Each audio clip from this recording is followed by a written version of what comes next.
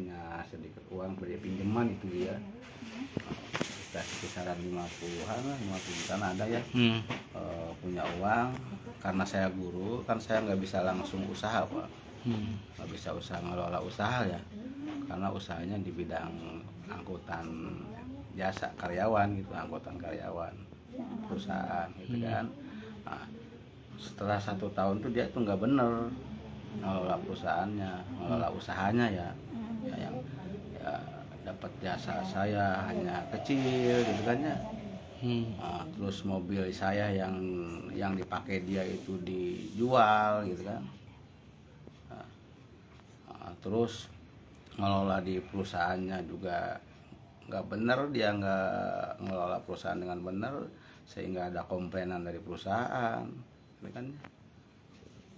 Ya, akhirnya saya memutuskan supaya dia itu mengundurkan diri dah dari usaha itu Pak. Suruh mengundurkan diri dari usaha itu karena tadi ya, karena pengolahannya nggak benar ini. Nah, akhirnya dia mau mengundurkan diri Pak.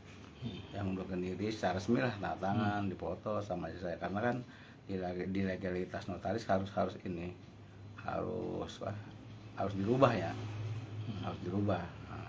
Nah, setelah itu dirubah gitu kan, saya urus ke bank gitu Pak ya, untuk aplikasi rekening dirubah nama dianya gitu kan.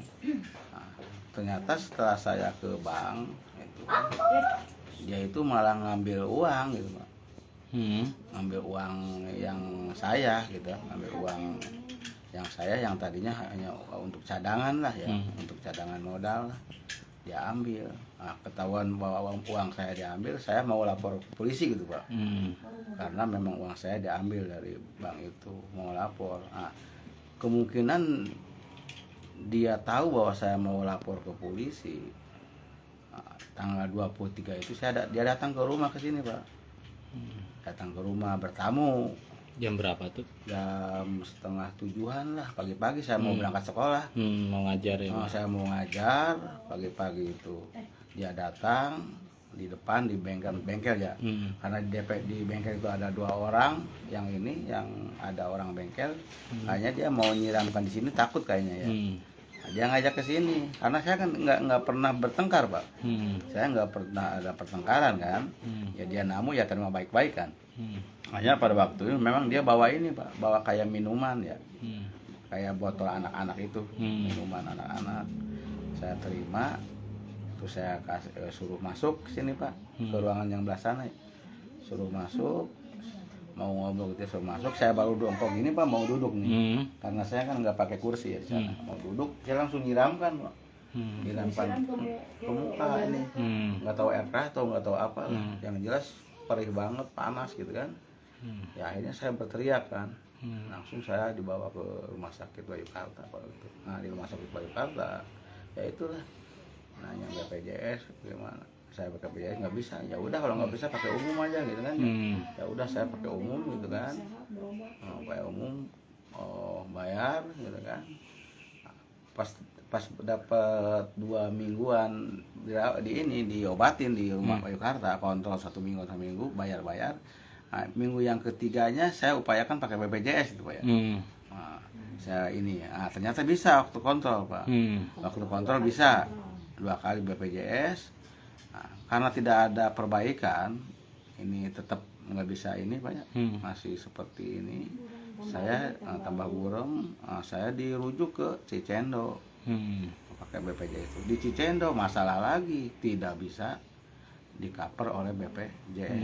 Nah, tidak bisa jaga BPJS menyarankan bahwa Pak Eli udah pendampingan laporan ke LPSK katanya, Lembaga Perlindungan Saksi dan Korban. Nah, saya dikasih linknya, saya daftar, respon dari LPSK gitu kan, semua persyarat dipermasukkan, hanya prosesnya katanya 1 bulan.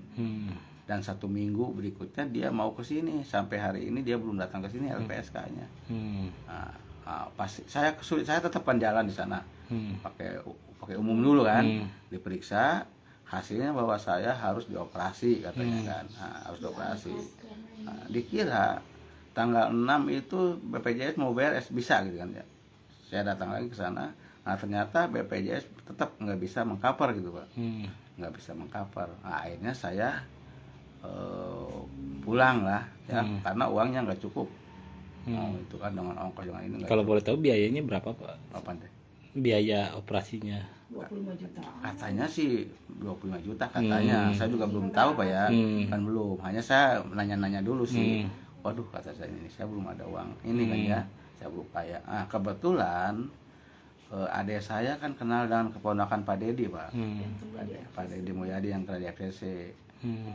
Anak alonya apa keponakan Pak Dedi itu dia bilang, udah ke ini aja ke mamangnya berarti ya, ke Pak Dedi katanya ngasih tahu.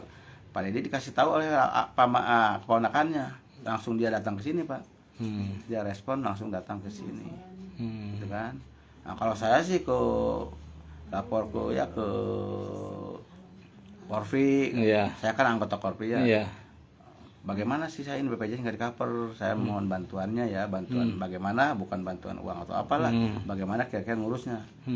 Nggak ada respon dari Korvi sampai hari ini gitu kan ya. Nah, termasuk juga tadinya mah awalnya mah ya pihak-pihak manapun tidak ada yang respon ya. Nah, ketika Pak Dedi datang ke sini, alhamdulillah ya Pak Dedi respon sekali gitu kan. Baik banget lah, alhamdulillah. Ya mudah-mudahan dia dilancarkan segala ininya lah Pak Dedi. Ya segala apa yang dia inginkan gitu kan ya. Ya terutama dibalas oleh Allah. Nah, dia itu respon baru Pak, setelah Pak Dedi ini pada respon semua. Ya alhamdulillah ya Pak ya. Kepala puskesmas juga ada datang gitu kan. Ya, katanya kepala BPJS mau datang ke sini. Kata kepala puskesmas nggak tahu lah sampai hari ini belum ada. Kalau dari polisi sendiri udah laporan Pak? Udah laporan. Sejauh ini gimana sih pengembangan kasus Bapak? Nah sekarang setelah Pak Dedi dia viral, kayaknya respon banget gitu kan. Karena malam aja juga datang ada 5 polisi yang mau ke orangnya ya, nyari orangnya itu gitu kan. Kalau awal-awal memang ya tadilah kayak itu Pak ya. Sebelum viral saya nggak ngurusin yang begitu Pak ya. Nggak ngurusin masalah polisi, yang penting saya udah lapor ke polisi, urusan nanti polisi mau mereka kalau tidak manggalah gitu. Laporan Udah, kalau saya masih sebagai masyarakat gitu aja sih Pak sebenarnya. Kalau hasil pemeriksaan terakhir kondisi mata Bapak ini mohon maaf kayak gimana sih Pak? Ya udah nggak bisa apa-apa, hanya tinggal pecah katanya. Hanya cukup dibersihkan saja ini Pak. Dia takut infeksi. Nggak tahu sih. Ya. Tapi ada kemungkinan masih melihat atau gimana? Nggak bisa. Udah nggak bisa. Katanya. Nggak tahu sih kalau ke rumah sakit sama nggak tahu lah ya. Hanya kalau di situ nggak bisa. Kalau Bapak sehari-harinya awalnya sebelumnya masih ngajar Bu Pak? Emang guru saya Bu. Setiap hari saya ngajar Bu. Aktif. Kalau itu hanya sampingan dan itu pun tidak langsung saya jalan itu mah Bu. Hanya modal lah ya. Hanya invest modal.